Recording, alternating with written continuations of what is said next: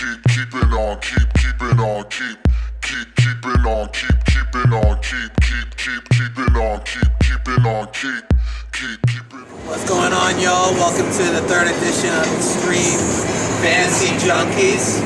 Y'all know me. My name is Mike Zayas. We got John Roberts. Yeah, I'm wearing the other football stuff today. Whatever. My name's Jeff, making his first appearance on the show. Guest host got a today. new addition today to the show. This dude's about to drop some real knowledge. Make me look bad at least, so. No, it's almost set. Hey, if you want to make John look bad, let's just look at our picks from last week. Hey, listen, first of all, San Francisco, thank you for telling me to do it. I had to tell him. He didn't even know. You got your pick wrong, though. Raiders over the Pats, dude. I got my pick wrong. Sucks. Look, I know I was trying not to be a homer, but that was my mistake. From now on, I'm going to be all over the Patriots. So what do you think about the win? I thought it was a big win for them, man. I thought it was a great win. The defense held it together a little bit. I felt like they were getting back to their bend and bend and don't break type of defense that they played when they were first winning their championships. Because Oakland was moving the ball down the field, but they were able to come up with some huge turnovers. So yeah, they played well. What do you think, Jeff? I think the Patriots definitely got back to flawless offensive football, which is exactly what we needed, and finally balanced the attack with a little bit more running. I think that's the thing with the Patriots is they learn from their mistakes. They don't make the same mistake twice. Last week they tried to ride Brady's hot hand and it cost them. Yeah. Defensively, I think we did what we had to do by silencing McFadden on the ground. Gave him what he wanted, and little dumb passes here and there. But running the ball, he wasn't McFadden of the 3 weeks prior. And we forced Jason Cable to be this. And Jason Cable is a good quarterback, but he's not a big quarterback. So we gave him all the yards he wanted. He wasn't scoring. He made mistakes. People talk about the Pats pass rush. It hasn't been great, but it's definitely stepped up a notch.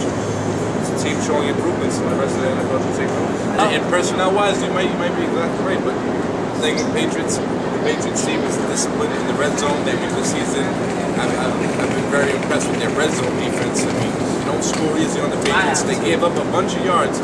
We have to understand that they have injuries, and Dasai Rowling, one of their draft picks, was really coming into his own before his injury, and now they got dealt a huge blow. Mayo. That's one that scares me going into the Jets, going into Dallas. That injury really scares me. That's your best defensive player along with Will Forbes. Now who steps up? Spikes has showed he can hit hard. He can be the swagger of that defense. He showed last week, which I like. But it's no Mayo. Let's face it. And it looks like a lot of dudes actually showing up fantasy-wise. The first guy I want to say is Aaron Rodgers. What can you say about Aaron Rodgers? Best player in the NFL. Best player in the NFL. 53 points in our league. He put up 54 mine. I lost to him, and I had one. Amen. I got Aaron Rodgers. I love it. But I thought Jordy Nelson would be putting up consistent points week in, week out. Exactly. And just to bring it back to Jeff's point earlier about the Pats getting back to the ground and pound game, Pats need to do a better job of having a balance on a week-to-week basis when it comes to pass or to run plays. That way they don't have to rely so much on Brady and get, Brady pretty much just hit all the time. I think it's good that Ridley is starting to show what he can do, and he's gonna get picked up off the wire. If he's not picked up, put in for him now, because everyone's going to be trying to get him in your league. Speaking of the waiver wire, I guess that brings us to a good topic, which is this is the beginning of bye week, guys. Yes. Let's talk. Let's separate the men from the boys. Let's talk. The bye weeks Lucky coming picks into the play. guys who know football. I just want to say that I'm about to try to get rid of Fitzpatrick. Anyway, I know what you're thinking because you put that trade. Hold on. If you get rid of Fitzpatrick, trading, right? Not dropping. Trading. All right. Yeah, I'm trading. Don't drop him. Don't I did fantasy basketball one time. Yeah, Chris came in. I dropped him. You remember this? I remember fantasy. Like, he's never going to do it again. Chris came in. I think you picked him up, and my season was that. Yeah, the season was disaster. Shut up. Sorry guys, that was Desiree. Yeah. It's alright, it's all good, Desiree. My girlfriend. This cameo. First internet ad. Oh, you get a shout out. Nice. Minnesota lost Yeah. by 12. Yeah, but what I was gonna say was I'm gonna try to get rid of Fitzpatrick through a trade, and then I'm gonna pick up Brent Grossman because Rodgers he doesn't have a bye week till week 11. Whoa. Let's I'm gonna drop this back and take it from there. Who are you getting? Who's your starting quarterbacks? What are the quarterbacks on your team? I wouldn't. Aaron Rodgers. His bye week is week 11. Okay. Right now I have Aaron Rodgers and Fitzpatrick. So the way I'm looking at it, if Aaron Rodgers comes every week and performs the way he was performing like last week or even week 1, then I don't really need a quarterback. The only reason I would need one is either one of two things: bye week replacement, or in case Aaron Rodgers does suffer a concussion, which could happen. And that was gonna be my next point.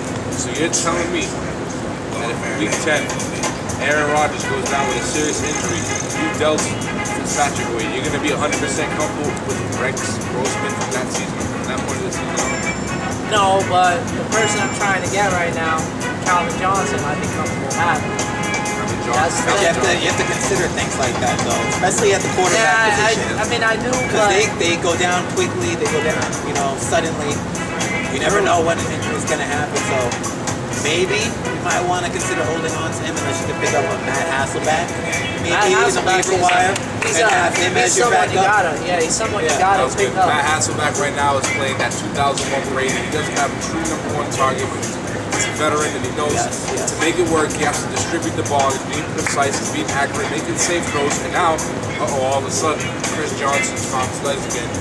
The Titans are going to be a very dangerous team to come going. Oh yeah, He's got a better supporting cast around him now than he had in Seattle, and like you said, he doesn't have a main weapon anymore. And Kenny Britt went down with injury, but he does have a lot of serviceable options, and that kind of reminds me of when the Patriots won their first championship when they had no names at the receiver position.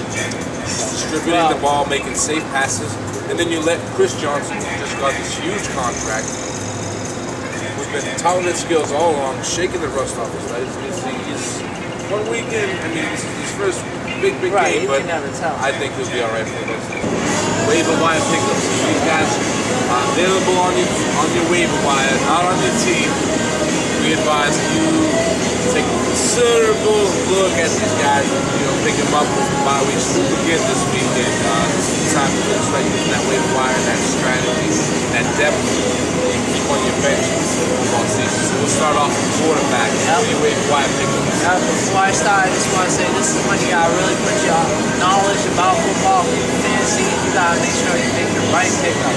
You could have slacked on pickups before, but now this is the time when you gotta take it seriously. If you're like 0-4 or 0-3, depending on the league, I mean, you're either a wash or you gotta improve. But anyway, in terms of quarterbacks, one guy, if he's available in your waiver wire, I'll definitely consider taking Matt Hasselbeck.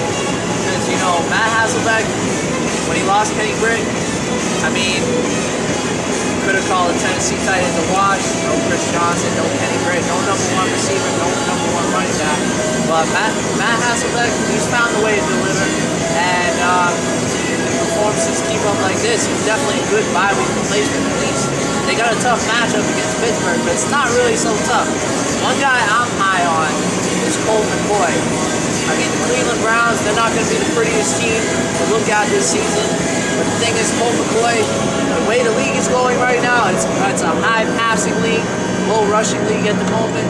That's what it looks like. Colt McCoy is just nothing but a passer. He's making it work, even though he's throwing like 61 times or whatever, however many times he's throwing. One quarterback, the other quarterback is Blaine Gabbert, Jacksonville Jaguars. All of a sudden, the Jaguars are an aerial threat last week. This is special. And keep an eye out on him.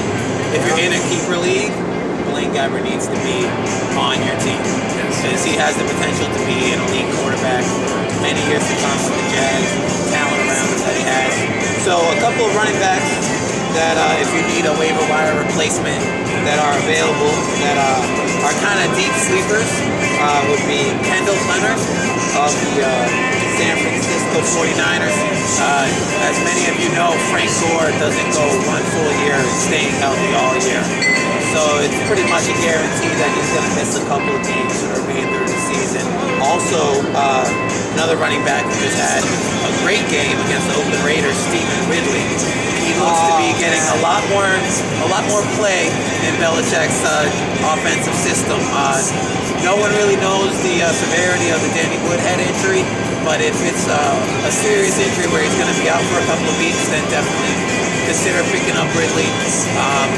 Just having him on your bench is great value, and if he continues to produce, you might be able to trade him later on in the season for a piece that could help you win the championship in your league. Oh, I definitely agree with Steve. I'll third that one. One more name too, Montario Hardesty. Peyton Hillis has seemed to be slowing down a little bit. It takes a lot of a beating in that offensive system. He's always getting hit constantly. Hardesty would be a good handcuff to have. Also, he could be a very solid point producer for you if you need him. If you need to take a flyer on a running back. It seems to be like they're splitting the carries there in Cleveland. So look for Montario Hardesty to possibly have a good season, depending on Hillis and his injury status. And I'm going to go with the obvious. I like Montario Hardesty. I like Roy Halou out of Washington Redskins. Yeah. He will be a starting running back by season end. Mark my words. He's Marshall Falk type of back. Does everything well. Hightower is riding a little hot streak. I like Hightower, but eventually the roles will be reversed. Much like I think we'll be in Cleveland, where Ridley will be the premier back. Premier back. Washington Redskins and the big pussy backs, Hightower, will be the secondary backs, the short yard backs, the quarterback backs. But I'm going to throw in Douglas here. Back. Injury didn't slow him down at all. And I expect him to go forward with the season. Exactly the way he did last week. I like Roy Halou too. Calvin Johnson is a monster. Absolutely. Oh my God. Set Did you NFL see record. that game? 2 TDs in each He of had his double first 4 coverage games. on his second TD. He had double coverage, Triple and the coverage. third dude came later, but he had double coverage. He was waving for the throw, knowing he was triple With 3 covered. guys around him. He's like, bring it to me, Stafford. And he caught the ball at least 2 feet over the nearest defender. And I have to say, Game-winning touchdown. He got like a million feet up in the air. Obviously, I'm an exaggeration. There's no corner, safety. I don't care what position you play in the NFL. Nobody's covering Calvin Johnson. No way. And on that play, the cornerback knew what the route was. If you look at the replay, the quarterback jumped the route because he knew it was a fade, and he still couldn't stop Calvin. even You better can't still, stop though. Calvin Johnson. Good draw. even better still, though, if you look at the You replays, need the an Optimus highlights, Prime to stop him. right?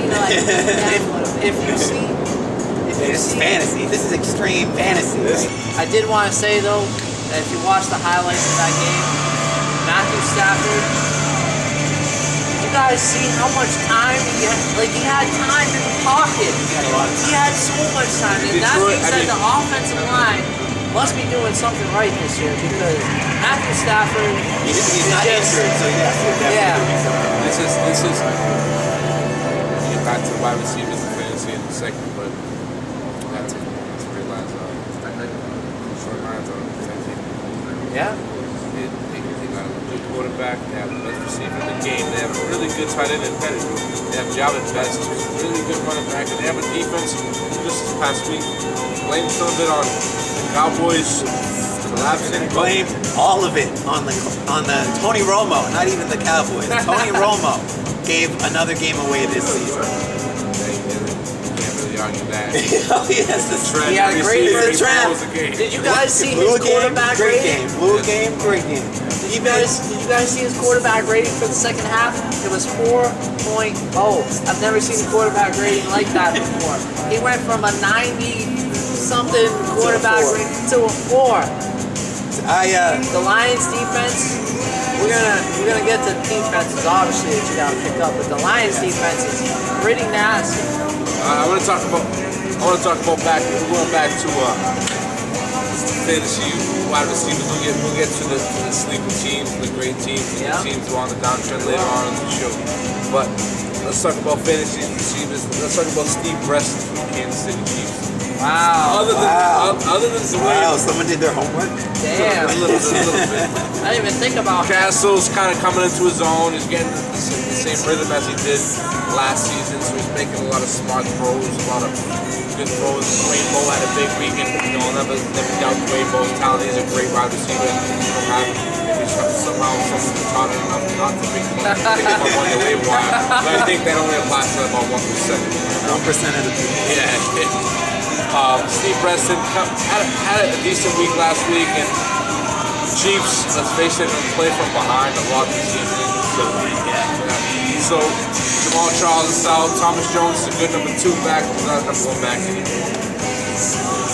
Moyeki's out, the starting tight end who made it. You guys might remember him last season for the one-handed back end zone catch. But Steve Preston, good week. Playing from behind, Castle's gonna have to chuck it. Wayne Bowe is not Calvin Johnson in everything. So he's a good waiver wire pickup. I like Eric Decker too if he's available on your waiver wire. I know he's being claimed in a lot of leagues, but he's possibly available in yours. And if you can get him, he seems to have a great relationship right now with Kyle Orton. You know, if Orton is going to be the quarterback all year, I think Decker is going to be able to keep the production steady. I'm going to pick up Decker right now. But there you go. I don't know how you guys feel about this guy, but I think that if Fitzpatrick can produce week in and week out, not every single week obviously, but if you got to find receivers, I think that Donald Jones could be a guy that could actually produce for you. And I'm gonna go down despite what we just said about Laurent Robinson for the Cowboys. Came in, Miles Austin is hurt, now Des Bryant is hurt. Well, Des is back, isn't he? Des had 2 TDs. Sorry, He's back. probably going to continue again. There's been a little report that he's hurt, but they'll probably play next week. But Laurent Robinson, I believe, had about 120 yards, 120 yards last night. But I know nobody has picked him up in both streets because no one saw this. No one he's been pretty much unfair since he was on the Falcons. Never lived up to what he could have been. But now he still finds himself in the league, and he's on the Cowboys, and 160 catches. You know, Miles Austin being hurt is a big thing for him. Yeah, I won't go crazy into depth. I won't go crazy into depth, but hold on 1 second. Give me a moment. Sure. Branch, Mason, Plaxico Burris, maybe even a lot of Braylon Edwards. Rob them. I dropped Braylon Edwards after week 2 because I realized Braylon Edwards was not going to bring it. Especially like Alex Smith, he had a good game, but honestly, Alex Smith is not the type of quarterback you can rely on week in, week out. It's just Alex Smith is a fraud, and San Francisco 49ers could use a real quarterback. I know. I was the 49ers, I'll play for Andrew Luck next year. Yeah. Let's get away from the fantasy for a second. Let's talk about the Eagles. 1 and 3. 1 and 3. And they're pulling the Miami Heat, by the way, by saying, "Oh, we don't understand what's going on." And it's like, come on, guys, you're losing games. Hold on. That's just about This it. is the thing with the Eagles. Got Vic throwing for 1 billion yards, rushing for 1 billion, whatever. I mean, it doesn't matter. It takes more Basically, than what the Eagles are doing is trying to get teams to get in a shootout with them. Yeah. Because of all the signings they've made in the backfield and the pass rush, Babbitt.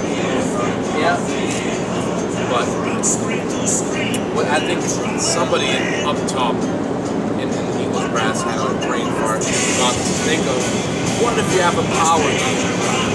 What if you have a big tight end? What if you have a big running back? What if you have a legit running game? Legit short pass game? What are you going to do then? And they haven't had an answer. Close to Ocho Cinco, maybe getting some Ocho points. Hey, he got 3 receptions this week. 3 receptions. Way to go, Ocho. Get off that Twitter, dude. Get off that Twitter. Well, the jury's still out. What I see, after watching Brady for all these years, he only throws to the receiver. Well, Branch once in a while. Welker, the longest relationship. And we all know Welker. Welker and him have the He's most having chemistry. an unbelievable season. I don't think anyone could have We're over here predicted. talking about Megatron kicking from Dallas. Any kicker. Any kicker who doesn't have a bye. Listen, but this is what I'm gonna say. This is what I'm gonna say though. This is kind of got my brainstorming real quick before we go on deeper into the fantasy. Fantasy has evolved. Back in the day, not too long. What Back they doing now? back when Fantasy. fantasy. They actually do it, yeah. Hold on. Back when running backs were your bread and butter. They're actually To be successful in fantasy, you'd have to have two good running backs, and it didn't really matter about the rest of the touch the ball most. But now the game is shifting. You got tight ends getting running backs numbers. You got wide receivers getting more than running back numbers. You got kickers making 15 points a game. You got PPR leagues. And you got PPR leagues where In those leagues, you don't even need a running back, really. You need Wes Welker. You need Wes Welker, that's right. Follow us on Facebook. Page is on Facebook. And you can follow us Twitter. at Twitter at Extreme Fantasy J for any questions about lineups or waiver wire pickups or trade possibilities. Yep, and we're gonna have a YouTube show. Like us. Click on the Facebook. thumb. Click the thumb. Why don't we start talking about tight ends that you should seriously start thinking about? Well, I'm gonna throw out the first name because I know everyone has this name on their mind. Kevin Boss is finally healthy and playing for the Raiders. He was very productive against the Patriots. He's a big tight end, so Campbell has a big target in the red zone, especially. He had great numbers. Well, not great. He had decent numbers with the Giants, but now that he's on a team with not as many options, he's going to probably be the focal point of that offense after Darren McFadden, of course. So pick him up if he's available. You might even be able to throw him in the starting lineup immediately. I know a lot of you have Antonio Gates and are worried about his injury status right now. If Kevin Boss is available, pick him up, put him right into your lineup until Gates gets back. He's a great flyer. Kevin Boss. I'm gonna go with Jared Cook from the Tennessee I was gonna say with that. my I was thing. gonna say You have that. to look into your research right now. Yeah. Sticking to my whole spiel of the Tennessee Titans, that has back needs weapons, and the NFL game is evolving. The tight ends becoming a very, very huge weapon for this quarterback. Definitely go with Jared Cook. All right, for defenses, I know, John, you wanted to talk about the Lions defense. I just want to point out that the only reason I'm saying the Lions and I'm so high on them at the moment is because of that game against Dallas.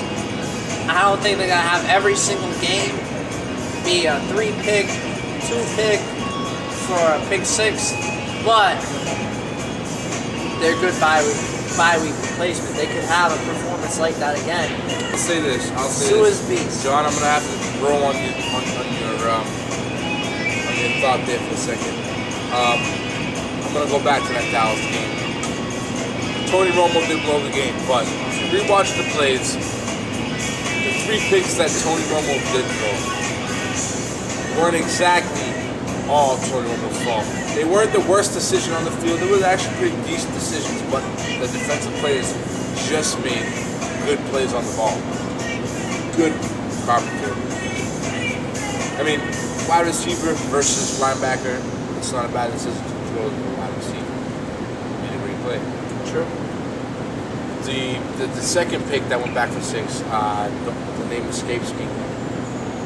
Houston. Chris Houston. Exactly. And now we're going to move on to our pick segment. You guys want to talk like divisional games, maybe?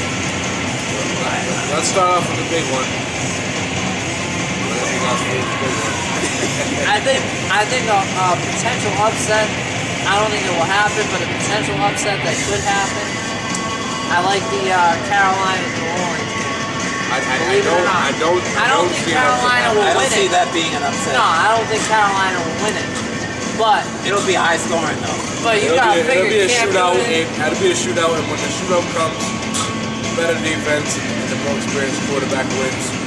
The Saints take that one, in my opinion. That's true. I agree with that. But you just at this point in the season, you just can't really deny Cam Newton. Cam Newton's been a monster. He's just a He's a beast. fantasy player. Is he a winning quarterback in the NFL yet? Not yet. Not yet, but he will. He will be. But I just They want need to rely on that running game a little more. Yeah. So, what's a matchup that you would consider this week coming up? Sleeper time, guys. It's time for our sleeper picks. I mean, I just picked Carolina, New Orleans, which is All right, a so- huge so- reach so- for Carolina. So, God Time bless. out. Are you God picking, bless they win. Are you picking Carolina Yeah. over New Orleans? you have to make a pick. The ball's on this guy right here, Yeah, guys. I'm making Carolina over New All Orleans. right, I say it wrong with that, John. Give me your next one. What about Oakland and Houston? I like this matchup. Oakland versus Houston, and you got I like Arian Houston. Foster versus Darren McFadden. You got Aaron Campbell versus Matt Schwab. And you got a decent defense over another decent defense. I think the ball goes to the Oakland Raiders. I think they have something to lose now. I personally think that the Raiders will go into New England. Everyone's expecting them to run all over New England. Richard Seymour got 2 man for the match. Everyone was expecting a McFadden day against the New England defense. Everyone expected a whole bunch of touchdowns against the New England defense, and they didn't get it. So I think they're going to come in more focused against a defense what I'm not completely sold on yet. I mean, they've been good. Can they stop McFadden, Michael Bush? Not 100% sold on that. I'm going with the Raiders. I'm going with the Texans. Hands down, all day, every day. In the end, it'll come down to who has a better QB. Keep in mind that the Texans have Mario Williams, who might be the most dynamic defensive player in the NFL right now, and he doesn't really get as much credit as he should. I feel like he's still an underrated defensive player. Getting away from the pick and the fantasy, Mario Williams, defensive end, turned into a 3-4 linebacker by his coach. He's not getting credit, you're absolutely right, but he should be getting credit because he's still the same monster coming off the edge. He's still getting sack numbers. He's still disrupting the pass play. Mario Williams is a real player, and he's a big reason why Peyton Manning has to play a little bit harder. When he does come back, obviously get well from Peyton. When he does come back, folks took notice of Mario Williams. Now, I'm even going to give you a score on this. I can't Third- wait till next week to hear this. 30-21. No, 30-14. Texans over the Raiders. Nah, I'm gonna say McFadden's going to have a good game, but they're not going to be able to stop Mario Williams, and they're not going to be able to pass on the Texans. So I'm picking the Texans. I agree with you. I'm gonna pick the Texans over the Raiders. I like the Raiders, I'll do scores, by the way. but I'm gonna I'll say look back and be like, that the Texans beat the Raiders 34-19. Alright, I'm going with the Raiders over the Texans. I'm going 21-10. Richard Seymour wants the Patriots in the playoffs now. Richard Seymour wants to correct his wrongs. He wants to show that he's on a team that can beat the Patriots in the playoffs. So I think the Raiders now buckle down and make sure that happens. By the way, Did you say he wants the Patriots in the playoffs? Oh, okay, all right. For a minute there, I thought you meant to say Raiders. He wants the Raiders to get to the playoffs. No, I think the Raiders do make the playoffs. I think Oh, he okay. wants All right. Brady. I just He wanted wants to the Patriots. What I meant is Richard Seymour is going to want Brady again. I'd say the Raiders. I think they're determined. I think they're ready to turn around the history. I just like the Raiders. I see that defensive line. I see the linebackers all buckling down, stop the run, and doing what they have to do to give their team a chance. By the way, what would you predict for the New Orleans Carolina game? Score-wise, I think it's going to be a high-scoring affair. Let's say 40-35. Saints over Carolina. Carolina versus the Saints. Let's see. I'm gonna go with 31-14 Saints. All right, since I'm the Carolina guy, I'm going to say 33-31 Carolina. All right. 2 points. 2 points. That's what we'll select. I'm gonna say it's gonna be high scoring. Well, I think one of you guys was interested in Buffalo and Philly. Yes, definitely. That was me right here. I think Philly's gonna come out at 1-3. Vic is gonna put the team on his shoulders and carry them to a victory.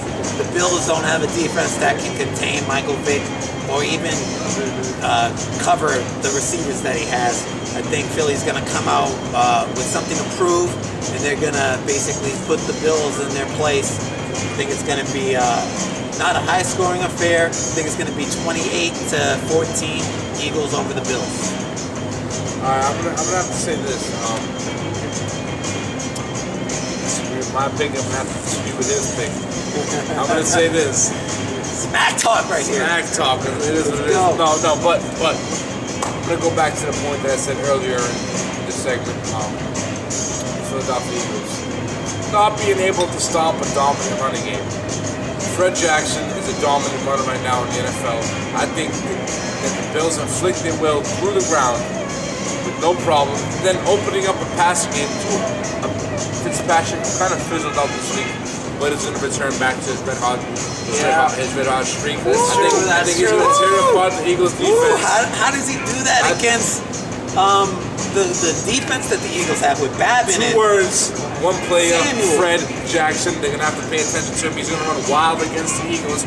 I'm saying 21-14, the Bills will take this game. The next game that all three of us are agreed on talking about, since we're all obviously hardcore Pats fans, is obviously the Pats and the Jets. And rivalry. The New York, New England rivalry. Which one of us is going to pick against the Patriots is going to be... I can't. I can't. Listen. Here's why.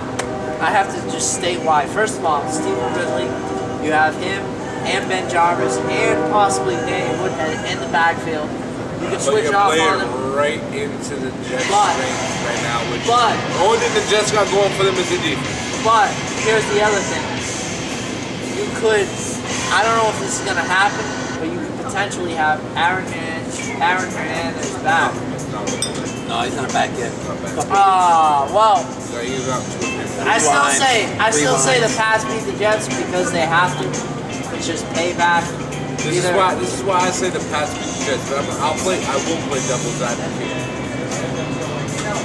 The Pats beat the Jets because this is almost.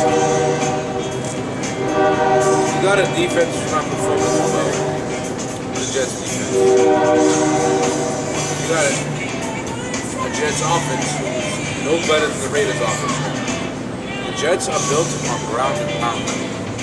What made the Jets so good last year was a great defense and a great offensive line. The great defense has become just an alright defense. The offensive line is non-existent with the Mangold injury. Yeah. And the running game can't get started. And if you're built to be a power running team and you can't run the ball, you're going to be on your heels every single game. I have to say something. The game is going to fall on the defense.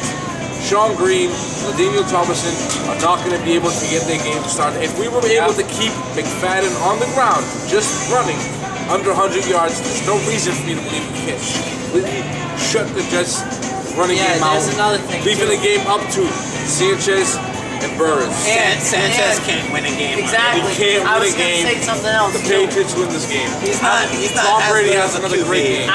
I was going to say something else about Sanchez. I think Sanchez, honestly, you can disagree with me if you want, but I think honestly, after this many years, I think he's a bust. I don't think he has. I don't think he has the tools. Now, if you're in New York, he has the tools to throw to. He has you're in holes. New York, if you're and in New York, Burris, if you're in and New York, Burris is not bad, but Sanchez cannot get the job done. He can't win a game by himself. No, he can't. He's not Michael If you're Vick. from New York, He's not Tom Brady. and you're waiting for Or Sanchez to Peyton be Manning. the next